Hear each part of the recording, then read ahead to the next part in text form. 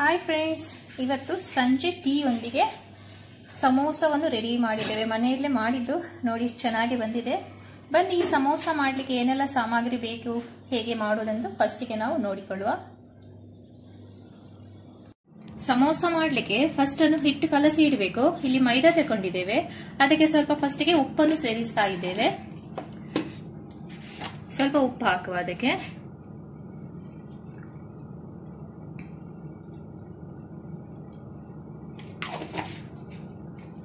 ಸ್ವಲ್ಪ ಜೀರಿಗೆ ಹಾಕ್ತಾ ಇದ್ದೇವೆ.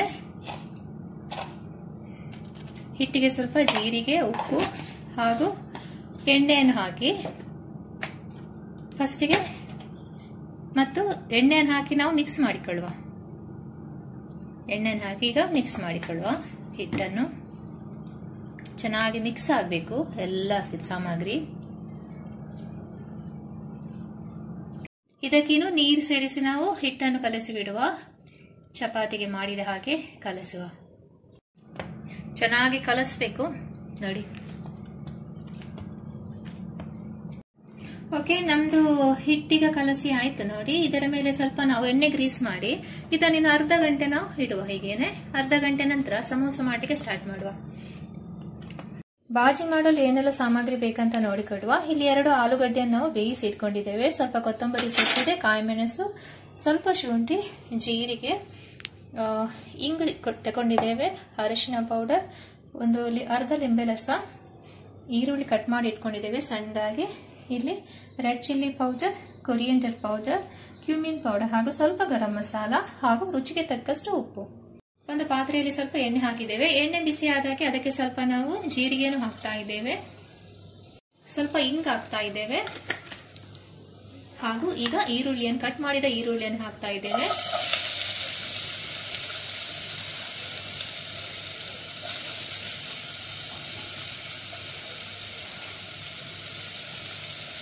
ಎಲ್ಲವನ್ನು ಚೆನ್ನಾಗಿ ಮಿಕ್ಸ್ ಮಾಡಿಕೊಳ್ಳಿ. ಈಗ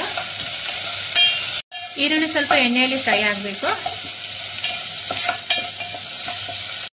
ಈರುಳ್ಳಿ ಫ್ರೈ ಆಗ್ತಾ ಬಂತು. ಇದಕ್ಕೆ ನಾವು ಕಾಯಿ ಮೆಣಸು ಹಾಗೂ ಜಿಂಜರನ್ನು ಹಾಕ್ತಾ ಇದ್ದೇವೆ. ಈರುಳ್ಳಿ ಕೆಂಪು ಆಗಬಾರ್ದು.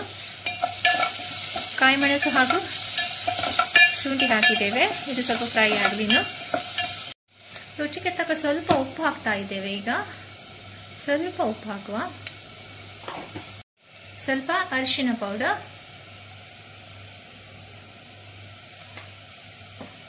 ಹಾಗೂ ಉಳಿದ ಎಲ್ಲ ಪೌಡರ್ಸ್ ಹಾಕ್ತಾ ಇದ್ವಿ. Chilli powder, cumin powder, coriander powder, ಸ್ವಲ್ಪ ಗರಂ ಮಸಾಲ. ಇದನ್ನು ಹಾಕಿ ಚೆನ್ನಾಗಿ ಈಗ ಮಿಕ್ಸ್ ಮಾಡುವ. ಇದೆಲ್ಲ ಎಣ್ಣೆಯಲ್ಲಿ ಸ್ವಲ್ಪ ಫ್ರೈ ಆಗಬೇಕು. ಆಲೂಗಡ್ಡೆ ಹಾಕಿದ್ದೇವೆ ಈಗ ನೋಡಿ.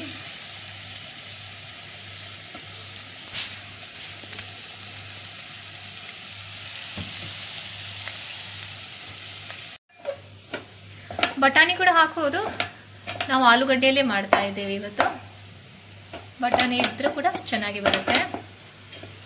ಇನ್ನು ಲಾಸ್ಟಿಗೆ ಕೊತ್ತಂಬರಿ ಸೊಪ್ಪನ್ನು ಹಾಕ್ತಾ ಇದ್ದೇವೆ.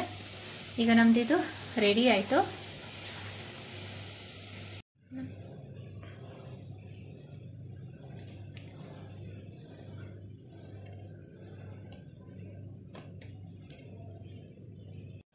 ಇನ್ನು ನಾವು ಇದನ್ನು ಲಟ್ಟಿಸಬೇಕು.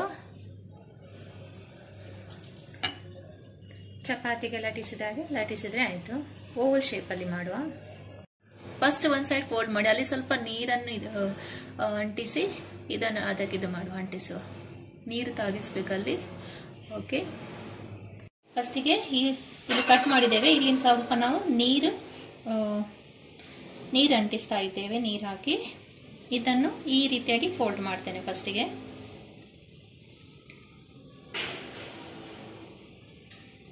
ನೋಡಿ, ಈ ರೀತಿಯಾಗಿ ಫೋಲ್ಡ್ ಮಾಡಿದೆ. ಇಲ್ಲಿ ನೀರು ಸರಿ ಅಂಟಬೇಕಿದು. ನೆಕ್ಸ್ಟ್ ಈ ರೀತಿಯಾಗಿ ಮಾಡಿಕೊಳ್ಳುವ. ಇದರ ಒಳಗೆ ನಾವು ರೆಡಿ ಮಾಡಿದ ಈ ಮಸಾಲವನ್ನು ಹಾಕುವ.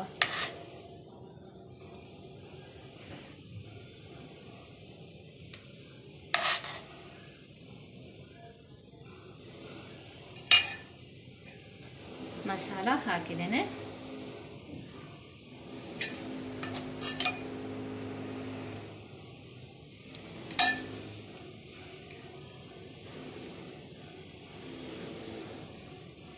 ಓಕೆ, ಇಲ್ಲಿ ಸ್ವಲ್ಪ ನಾನಿಲ್ಲಿ ಫೋಲ್ಡ್ ಮಾಡ್ತೇನೆ ಈ ಸೈಡಲ್ಲಿ. ಇಲ್ಲಿ ಫೋಲ್ಡ್ ಮಾಡಿ, ಇಲ್ಲಿ ಫೋಲ್ಡ್ ಮಾಡಿದ್ದೇವಲ್ಲ ಅಲ್ಲಿ ಈಗ ಅಂಟಿಸಿಕೊಳ್ಳುವ. ನೋಡಿ, ಇಲ್ಲಿಂದ ಹೀಗೆ ಅಂಟಿಸಿಕೊಂಡು ಇದನ್ನು ಈ ರೀತಿ ಮಾಡುವ. ಈಗ ನಮ್ಮದು ಸಮೋಸ ಶೇಪು ಬಂತು ನೋಡಿ.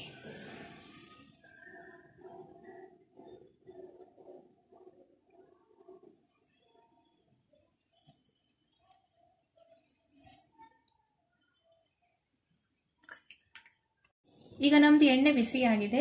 ನಾವು ರೆಡಿ ಮಾಡಿ ಇಟ್ಟ ಸಮೋಸವನ್ನು ಈಗ ಹಾಕುವ ಇದಕ್ಕೆ. ಇದು ಫ್ರೈ ಆಗಬೇಕು ಇನ್ನು ಎಣ್ಣೆಯಲ್ಲಿ. ಎರಡೇ ಹಾಕ್ತಾ ಇದ್ದೇವೆ ಫಸ್ಟಿಗೆ, ನಾವು ಫ್ರೈ ಆಗಬೇಕು ಚೆನ್ನಾಗಿ. ನಮ್ದು ಈಗ ಸಮೋಸ ರೆಡಿ ಆಯಿತು. ಇದನ್ನಿನ್ನು ತೆಗೆಯುವ. ನೋಡಿ, ವಾವ್, ತುಂಬ ಈಸಿಯಾಗಿ, ಮಕ್ಕಳಿಗಂತೂ ಈಸಿಯಾಗಿ ಮಾಡಿಕೊಡ್ಬೋದು. ಈಗ ಮಳೆಗಾಲದ ಸಮಯ, ಸ್ಕೂಲಿಂದ ಬರುವಾಗಂತೂ ಬಿಸಿ ಬಿಸಿಯಾದ ಸಮೋಸ ಮಾಡಿಕೊಟ್ರೆ ಮಜಾನೇ ಬೇರೆ. ವಾವ್, ಸಖತ್ತಾಗಿದೆ ನೋಡಿ. ಬಿಸಿ ಬಿಸಿಯಾದ ಸಮೋಸ ನಮ್ಮದು ರೆಡಿ ಆಯಿತು ನೋಡಿ. ಎಷ್ಟು ಚೆನ್ನಾಗಿ ಬಂದಿದೆ ನೋಡಿ. ತುಂಬ ಈಸಿಯಾಗಿ ಮಕ್ಕಳಿಗೆ ಮಾಡಿಕೊಡ್ಬೋದು. ಈಗಂತೂ ಮಳೆಗಾಲ, ಮಕ್ಕಳು ಸಂಜೆ ಬರುವಾಗ ಬಿಸಿ ಬಿಸಿಯಾಗಿ ನಾವು ಮಾಡಿಕೊಟ್ರೆ ಮಕ್ಕಳಿಗಂತೂ ತುಂಬ ಇಷ್ಟಪಟ್ಟು ತಿಂತಾರೆ. ಲೈಕ್ ಮತ್ತು ಸಬ್ಸ್ಕ್ರೈಬ್ ಮಾಡಿ ಪ್ರೋತ್ಸಾಹಿಸಿ. ಮತ್ತೊಮ್ಮೆ ಸಿಗೋಣ ಹೊಸ ಅಡಿಗೆಯೊಂದಿಗೆ.